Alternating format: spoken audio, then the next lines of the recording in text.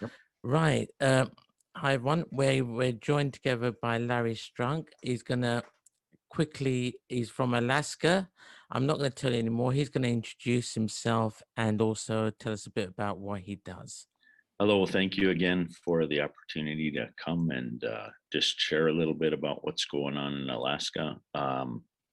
I grew up in Washington State, and then I moved to Alaska about 40 years ago. I met and married my wife, who lives here in Quinnahock, Okay. and we have 5 kids and 6 grandkids. And Okay. so I've lived here in Quinnahock. It's been home for me for about 39 years. Um, and so over the course of that time, I've um, seen some change. Mm. Um, I when I first came here, there were only a few roads. Um, Winters were a lot colder in the winter. Mm. Um, we'd get a lot more snow. Um, we wouldn't have any melting or breakup during the middle of the main winter. Yeah. We'd usually have the river freeze over around October 25th, Mm. and then the river would open up around April 15th. Okay. Um, Nowadays, it's quite a bit different. Mm. Um, the the river oftentimes won't freeze up until Christmas time, or sometimes even in January, and Wow. then Mm. the then it breaks up um, in February or March. This year has been a little bit colder. We've had a little more snow. It seems Mm. like our weather patterns have changed, Yeah. and then in the summer times, our storms are getting worse. Um, there's a lot more erosion on the ocean beaches, Mm.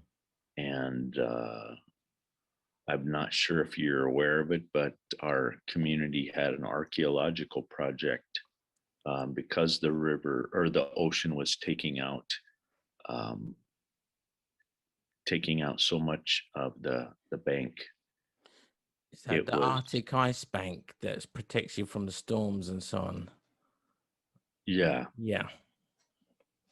and the it's the archaeological project has been finding some amazing things um, about this region and the community, and but over the years, we've found that the ground is getting softer. Okay. The amount of permafrost Mm. underneath uh, or the permafrost is warming up.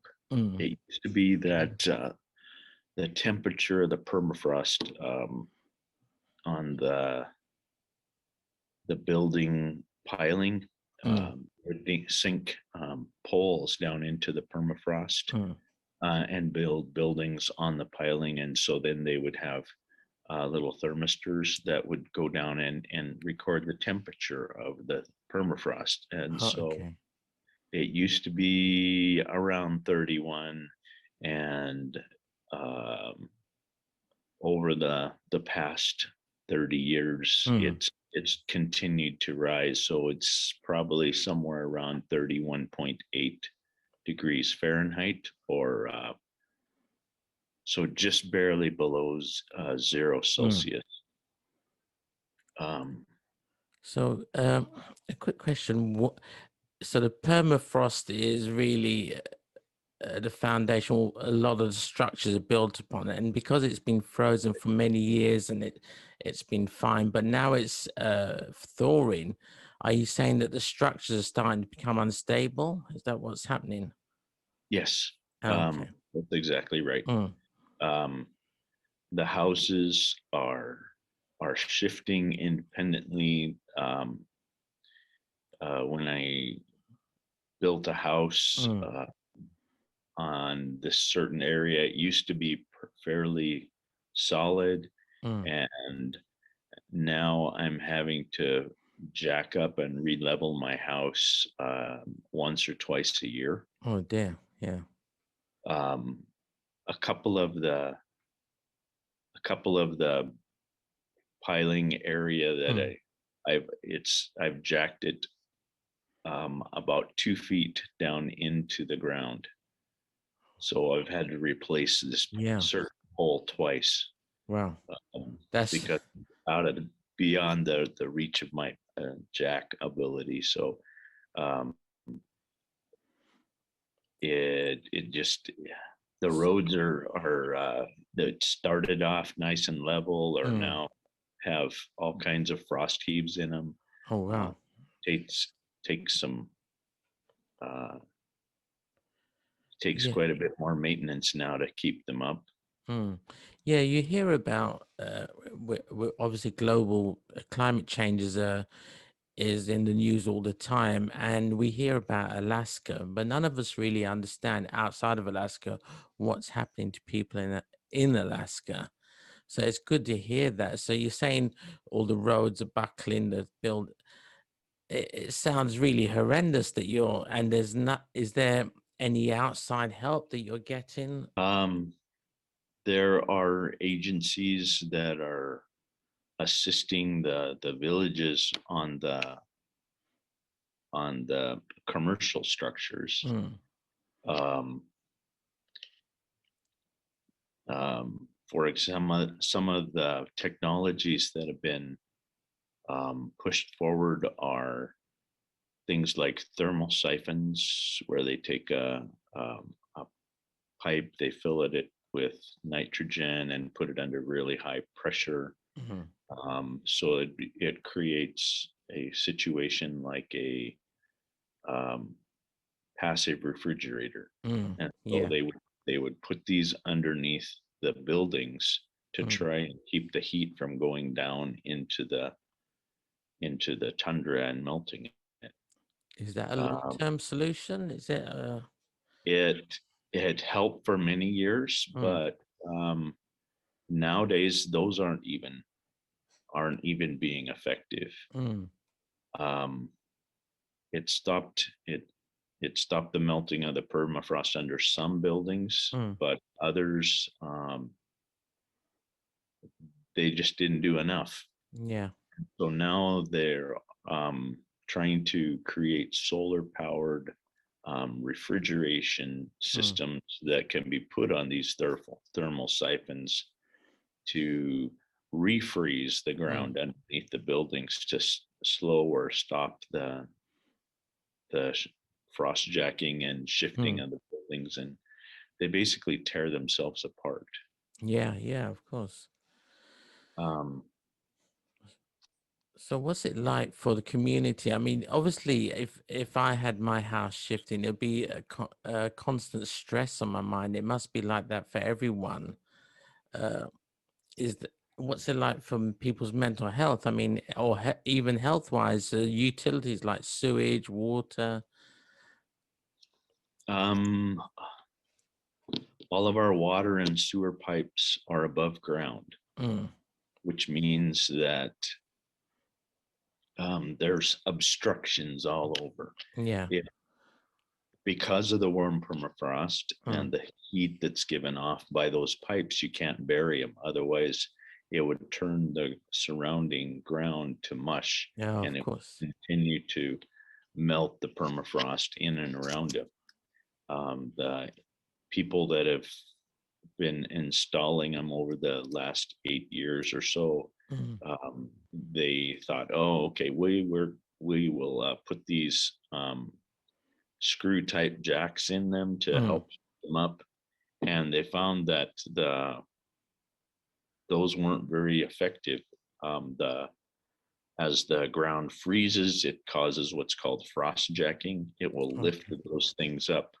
And so they found that it was just better to take those out completely Mm, and just put blocking on top of the tundra. mm. Then that was easier to work with to level the pipelines. Uh, Yeah, no, it's not. It's hard.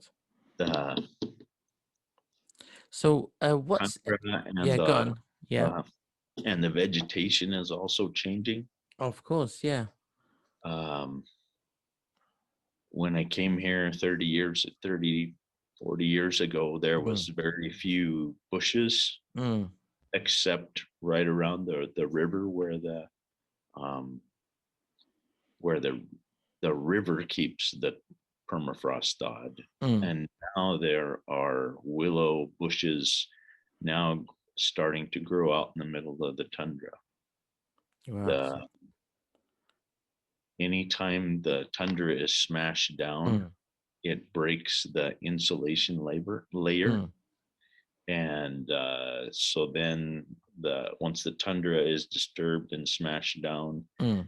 then that area underneath starts to melt a little quicker than the surrounding area, which causes it to sink. And then the Of water course. collects in it. Mm, And the tundra plants die and are mm. replaced by grasses. Yeah. Um,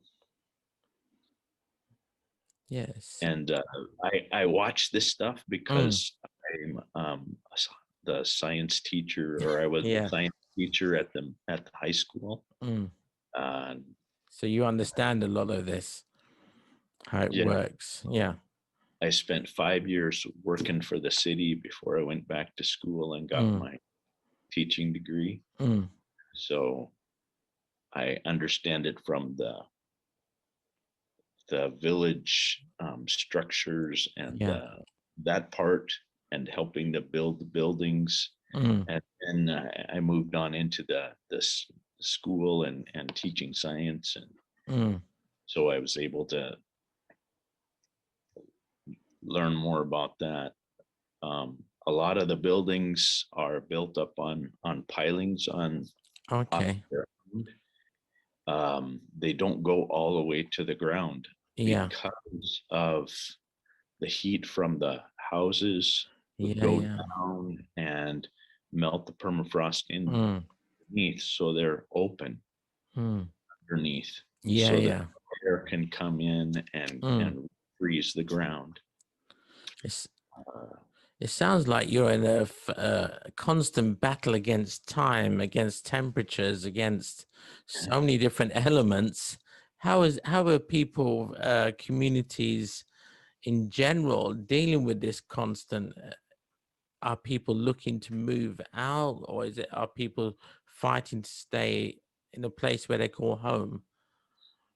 oh, people are just wanting to stay, and Mm, the change is gradual, mm, and so you just do what you got to do to keep things on an even keel. But yeah. when you look at it over, you know, 30 years, Mm, like I'm able to do that, you can see a big contrast. yeah.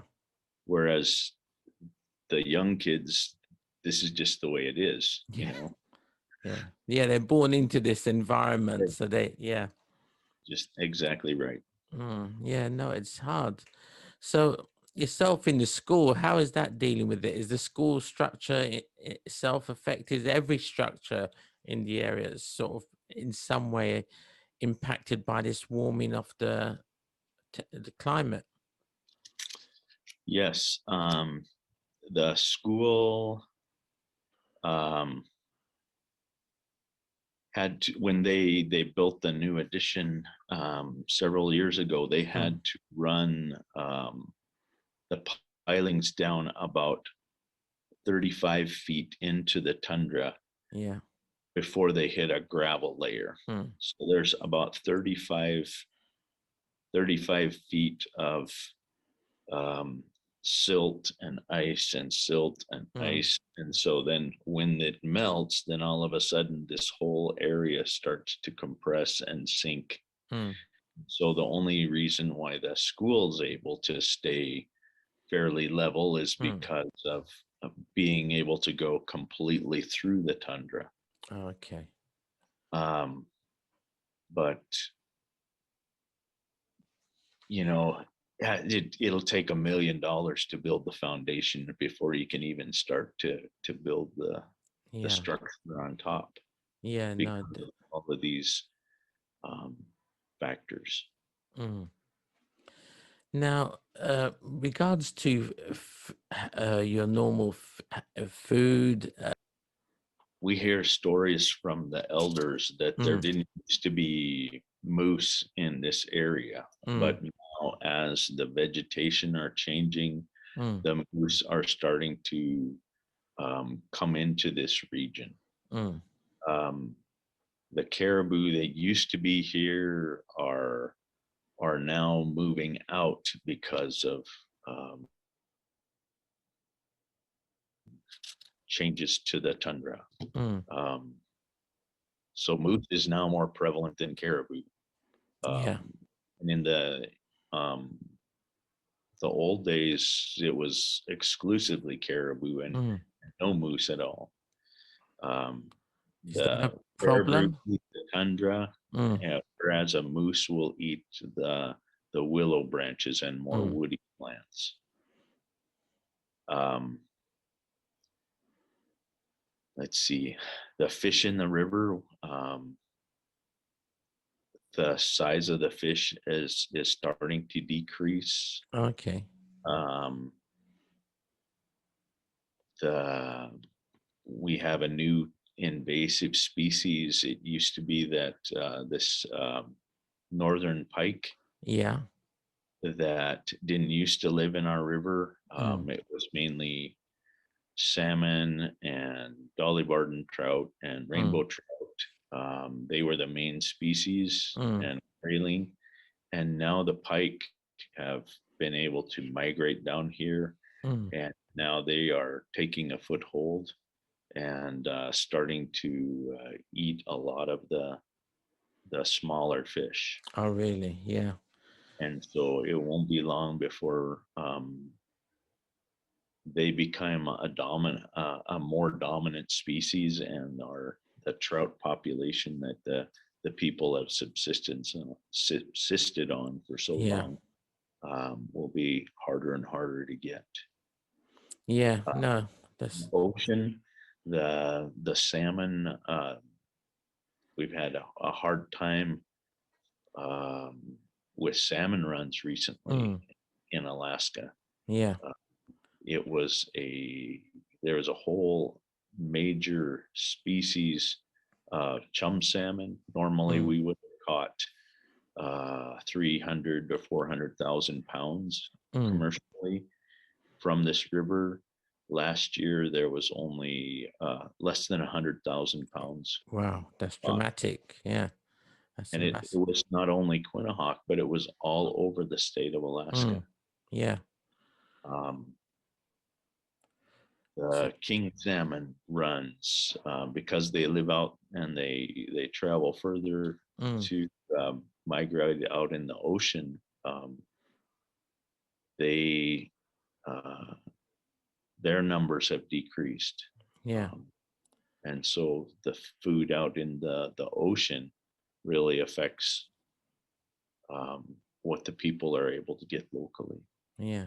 Have there been any positives regards to warmer climate? 'Cause it seems like it's been rather dramatic, devastating. And has there been any positive, or is it all really? Are you looking to a very different future in Alaska? Um, well, we don't use as much heating fuel in the winter, so Yeah, that part is. I guess that's one thing. Yeah, yeah. Uh, It's but yeah. the village is making um, is now looking at making improvements that would allow them to create access that would get further upriver and further Mm. away from the ocean. Okay. Uh, with the expected rise in sea levels, Mm. um, and big storms, the more of the ocean beaches are being washed away. Okay. Yeah. The big storms oftentimes will bring in a rise in the tides Yeah. and cause a storm surge. Um, yeah, over the last 30 years, it's flooded the village, Oh, or really? just a few houses in the village, Mm. about 3 times. Yeah. The majority is on high enough ground, Mm. but if ocean levels continue to rise, it's going Yeah. to start happening more and more. Other Yeah. villages across the bay that aren't built, or they don't have higher ground, they're not Mm. on gravel rivers, they are much more susceptible. They flood oftentimes, several times a year, Yeah.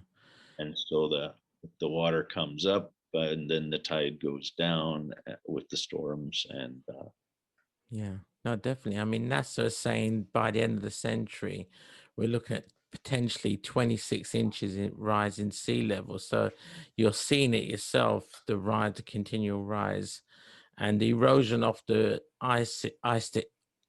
the Arctic ice, which protects you from more severe storms. So, I mean, I live in the UK.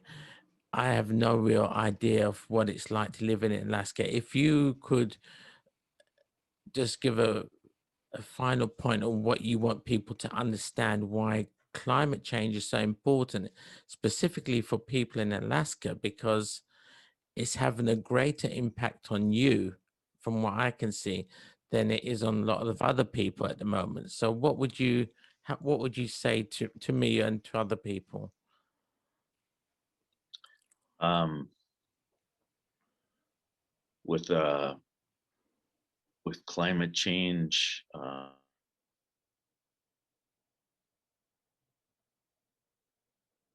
push the villages into more of a crisis mode, Mm. and um, lives will have to change. Villages, as the sea levels rise, will have to move. Mm. Um, the food sources that are used um, from nature, Mm. that they're changing. Yeah. Uh, People are going to have to adapt to that. Um, Yeah. so uh, Yeah. It's tough. it's It's pretty tough. changing. Yeah. Mm.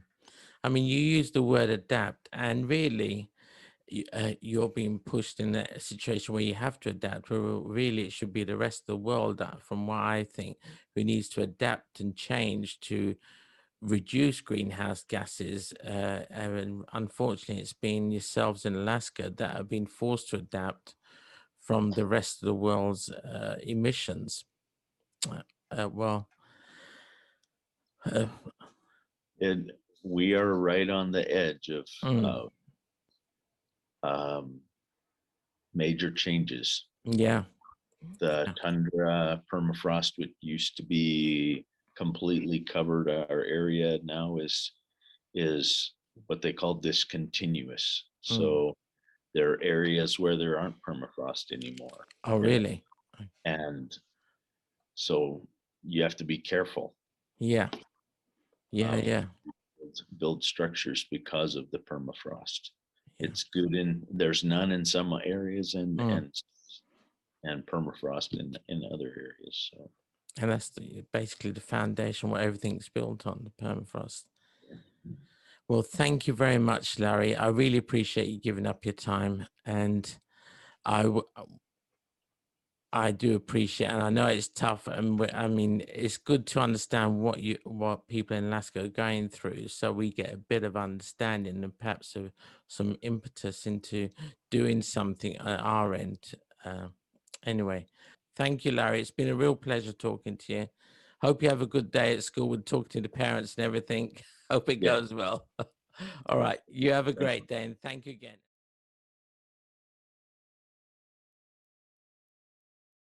Cool. Right, I'll introduce you. Then, if you don't mind, just let me everyone know a little bit about yourselves.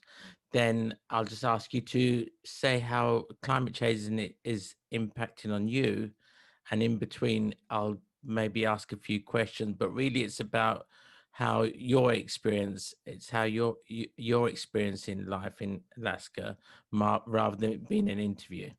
So you're free to guide the conversation how you want.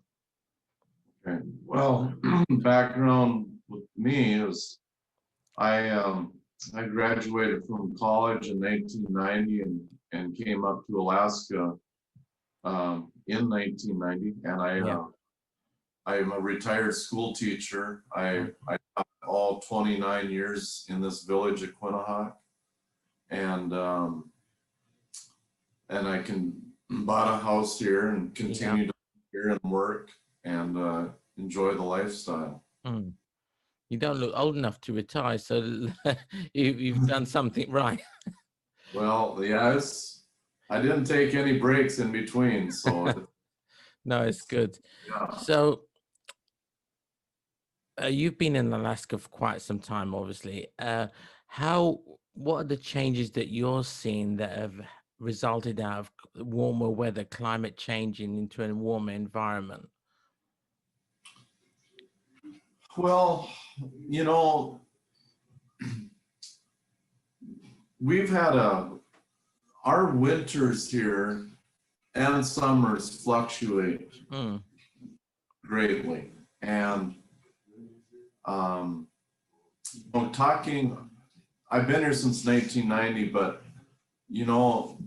anytime you're talking about climate or weather patterns, you want to get a broader picture than just the last 31 years that I've been here. 31 years is rather a short time when you're dealing with climate patterns. Yeah. Now I've talked with the elders in this village who say there used to be lots and lots of snow here, and things have changed. The winters are not quite as severe as they used to be. Yeah. However, this year now we are having a lot of snow. Yeah.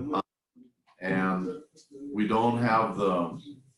haven't had the warmer air masses come in this year. We've been hit by like blizzard after blizzard. Another one today. So, as far as climate change goes for this village, I guess it's it's different than how it was many, many years ago. Yeah. But what I see is kind of an up and down thing. We'll have a period, a winter where it's kind of milder, and then a couple years later, we'll have a winter that's cold, and like last winter was very cold. Lots of real cold wind chills, a lot of snow. Is that because the Arctic ice, what is it called? The Arctic ice barrier that's protecting yourselves from storms, is that eroding on the shoreline? I can't answer that effectively. Okay. The Arctic ice barrier. I do know that our sea out here is frozen right now. Okay. It's been a while since the weather fluctuates here. It's part of the location of where Quinnahock is. Okay. See if we get some southerly winds, Mm. it to warm up a little bit. We get some north winds, it tends to cool down. Mm. Personally, with climate change, I believe that the earth goes through cycles Mm. and that we have a period of years where things kind of warm up, and then we'll have a period of years where things tend to cool down. So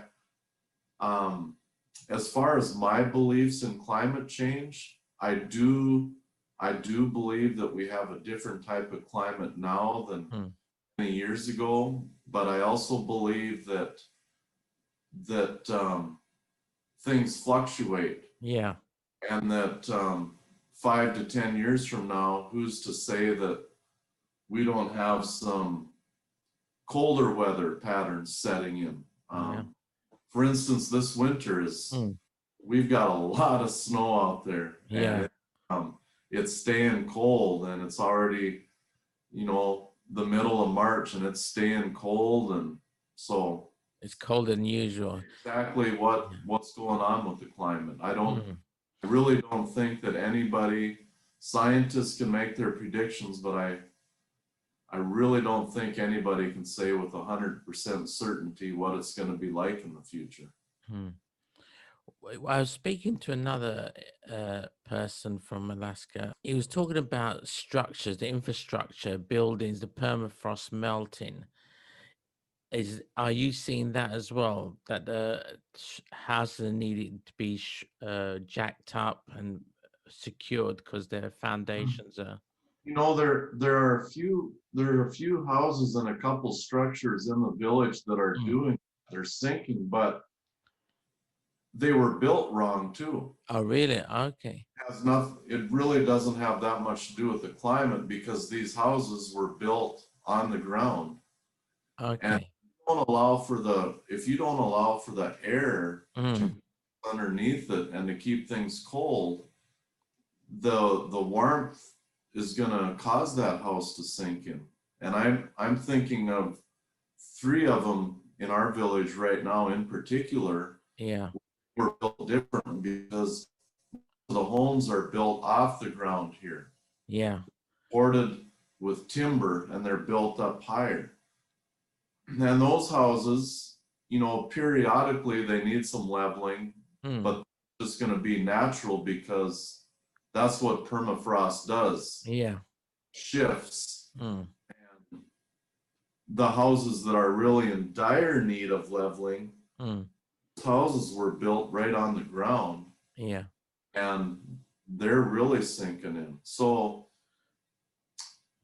yes, it is true that there's houses that need to be leveled due to the frost, but also people need to take into consideration how they were built. Yeah.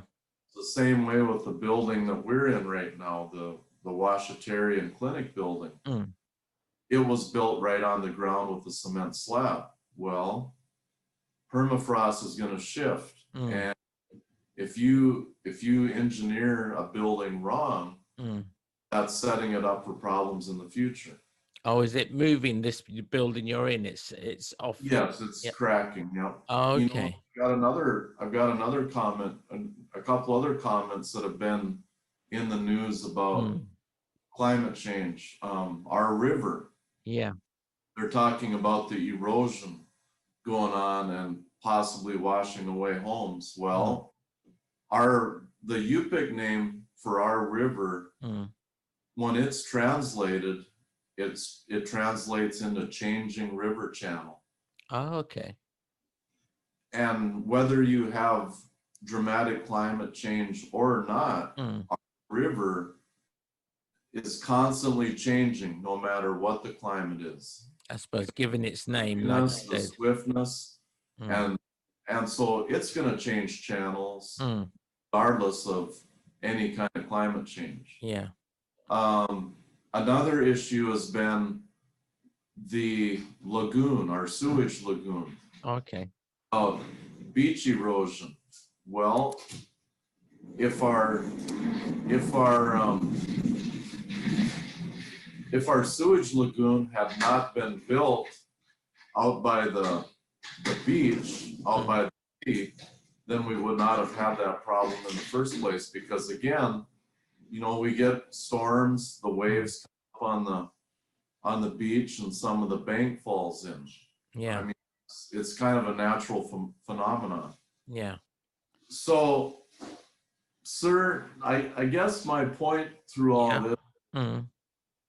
some of the issues we're having in the village, Yeah.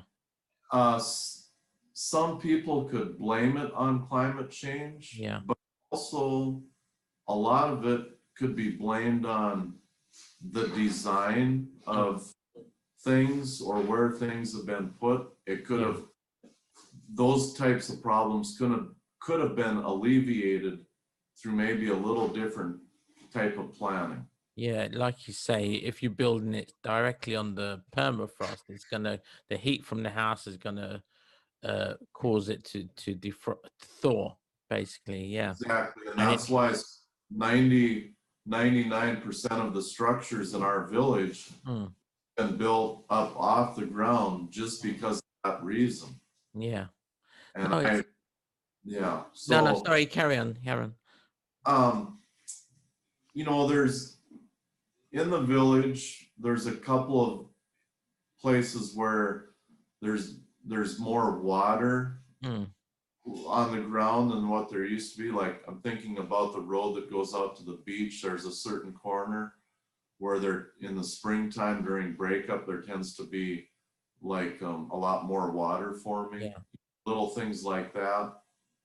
The cause of that, not so sure, just maybe some low spots. Mm. Be related to some warming, you know. Yeah. But overall,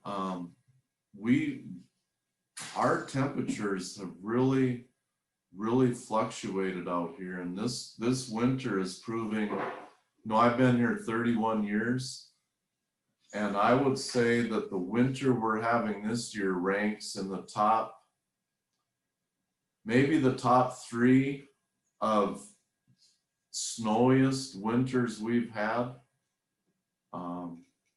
We've got a lot of snow out there, and then I know some people, they'll say that, well, you're having a lot of snow, a lot of colder weather because of climate change, and I don't know. I Yeah. personally think that the weather patterns fluctuate, and nobody on earth knows exactly what's in store, only Mother Nature knows.